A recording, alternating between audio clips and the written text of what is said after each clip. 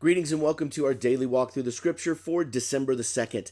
Your readings today find you in Daniel chapter 11, verses 2 through 35, 1 John chapter 3, verse 7 through 24, Psalm 122, and also Proverbs chapter 29, verse 1. We're getting close to the end. We're on the last of the 3 chapters of Proverbs, so we're getting there. I told you we were going to talk about Daniel, so we are going to talk into it. You're knee deep in it right now. You're like, Jeremy, I've got no idea what's going on. And you still have more to read because 11 and 12 is going to have some heavy, heady stuff. And so I'm going to try to unpack it. But here's the truth of it. Nobody knows exactly what Daniel is saying. Okay, we have an idea. We can look at history and we can see where a lot of the things that Daniel said came to pass, but there is some ambiguity as to, well, it's as specifically as to week 70, and there are theological debates as to where that is. But let's deal with the other weeks that Daniel talks about, and then we'll figure out what that last week looks like. Okay, so the pattern of Daniel chapter 8:12, and by the way, this comes, a lot of it comes from one of my DTS professors, Dr. Stephen Bramer. He's an awesome professor and really enjoyed his stuff. He had some great insight on Daniel. And so a lot of this comes from my notes that I took in class and all that good stuff.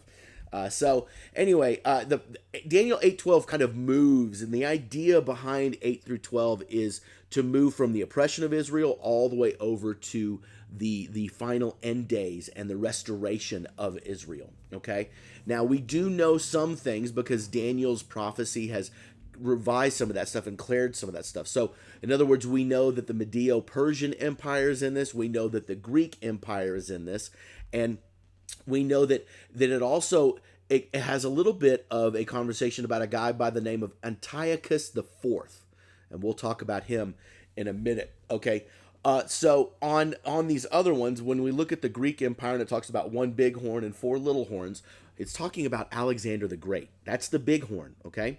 The 4 little horns, well, that's actually a group of generals that took over for Alexander the Great, and they became the rulers, and they became these 4, and there were actually 4 guys, 4 generals in particular of note, that kind of took over the empire, but they obviously weren't as good. However, then in chapter 8, verses 23 through 25, we see this guy that rises up by intrigue and deceit. This is Antiochus the Fourth. He was not a rightful heir, a rightful successor to the Seleucid Empire. He was someone who came in by deceit, and he went into Jerusalem, and he actually converted the temple of Jerusalem into a shrine dedicated to Zeus. Okay?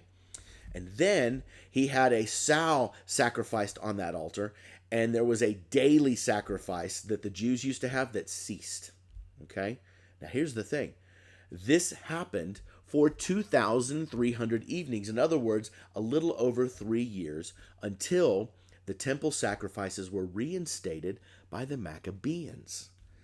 Those Apocrypha, the 1st and 2nd Maccabees, they talk about this, okay? But after the cleansing of the temple and after this happened, this 2,300 days happens, this happens. So when you read this, no really cool things happened in history that God prophesied. But then you get the 77s and all those different things. And we talk about the dedication of the temple. That was the rededication of it. We talk about God's response to it. Then we talk about these 70 weeks. And it's clear that these first 69 weeks were fulfilled at Christ's coming. Okay? In other words, everything that's 69 weeks that he talks about happens with Jesus. The debate, however, comes in on whether or not the 70th week was fulfilled by Jesus when he came, or if it's going to be his second coming. And the truth is, we really don't know the answer to that. But Daniel chapter 11, as you're reading it, you're going to be reading it today. You need to understand that all of these verses are future to Daniel. None of these things have happened yet. Okay, and so when this angelic being shows up, which by the way, that was why 11:1 stopped, because it's very clear that this is the angelic being talking to Daniel.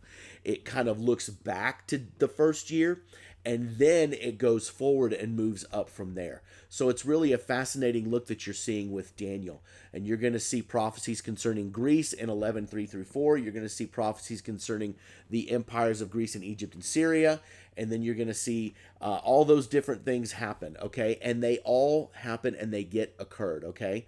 You're going to see the Antiochus, you're going to see Seleucus, Ptolemy, Antiochus II. You're going to see Ptolemy's wife dying. You're going to see all of these different things that happen.